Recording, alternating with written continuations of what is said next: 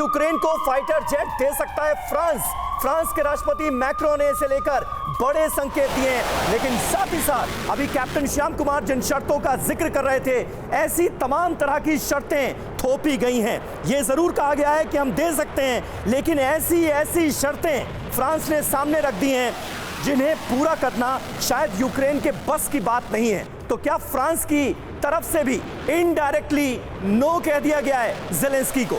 यह सवाल जहन में उठता है। और आइए समझते हैं कि फ्रांस के राष्ट्रपति मैक्रों ने यूक्रेन को फाइटर जेट देने पर क्या कहा और उसके क्या मायने समझ में आ रहे हैं। मैक्रों का ऐलान, फाइटर जेट दे सकते हैं लेकिन हमारी कई शर्तें होंगी। बड़े सवाल, फ्रांस की सख्त शर्तें मानने की हालत में क्या यूक्रेन वाकई होगा इन शर्तों को मान पाने की स्थिति में है क्या ज़ेलेंस्की का मुल्क? मैक्रों का ऐलान, हमारा जेट रूस यूक्रेन तनाव और बढ़ने की वजह ना बने।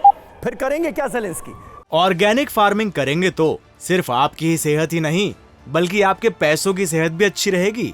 ऑर्गेनिक फार्मिंग सीखनी है तो फ्रीडम ऐप को अभी डाउनलोड करो। पुतिन के तेवर को देखते हुए क्या ऐसा संभव है? ये बड़ा सवाल मैक्रों के इस ऐलान के बाद जहन में आता है। अब देखिए, फ्रांसीसी जेट रूस की धरती को टच ना करें, यह शर्त लगा दी गई है मैक्रों की तरफ से। फ्रांस ने कह दिया है देंगे तो, लेकिन आप ये वादा कीजिए कि हमारे जेट जो हैं वो रूस की धरती को टच ना करें।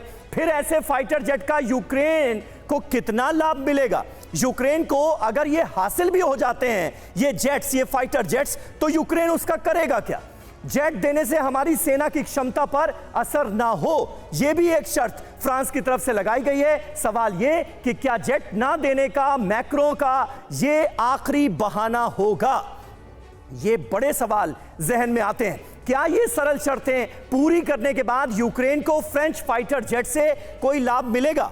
अगर इतनी शर्तें थोपने के बाद फ्रांस की तरफ से फाइटर जेट्स दे भी दिए जाते हैं तो फिर इससे हासिल क्या होगा ज़ेलेंस्की के मुल्क को? यह अपने आप में बड़ा सवाल है। ब्रिगेडियर शरदेंदु, देखिए, मैं मानता हूं कि जब भी इस तरीके की शर्तों के साथ युद्ध लड़ा जाएगा तो उसका पूरा कॉम्बैट पोटेंशियल नहीं आप ड्रॉ कर सकते हैं। हाँ। और इस तरीके की शंकाएं जो फ्रांस के राष्ट्रपति ने जताई हैं वो बड़ा वाकिफ है और इसकी वजह है रशिया के पास न्यूक्लियर वेपन होना। अगर उसके जो जेट हैं रशिया के हिंटरलैंड में स्ट्राइक करते हैं, चाहे वो मॉस्को हो, लेनिनग्राद हो, किसी भी हिंटरलैंड में या मिलिट्री इंस्टॉलेशन को टारगेट करते हैं तो उसका रिजल्ट बहुत दूरगामी होंगे। सर, बट और बेसिक कॉन्सेप्ट भी तो है ना कि आप किसी को एड देंगे तो एक लिमिट में देंगे। क्या उसके तहत इनको ये लिबर्टी है कि वो उनको मदद के तौर पर इतनी ज्यादा फाइटर जेट्स मुहैया करा सके और क्या वो ये जोखिम मोल ले सकते हैं, वो भी रशिया को सामने रखते हुए? देखिए, इसीलिए इसको डिले किया जा रहा है या ऐसी शर्तें लगा दी गई हैं कि जिसके लिए ज़ेलेंस्की नहीं एग्री करेंगे और अल्टीमेटली ये सप्लाई नहीं होगा।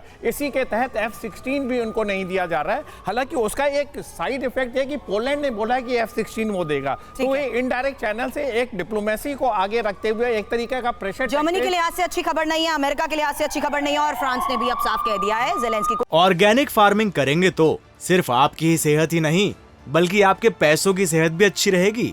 ऑर्गेनिक फार्मिंग सीखनी है तो फ्रीडम ऐप को अभी डाउनलोड करो।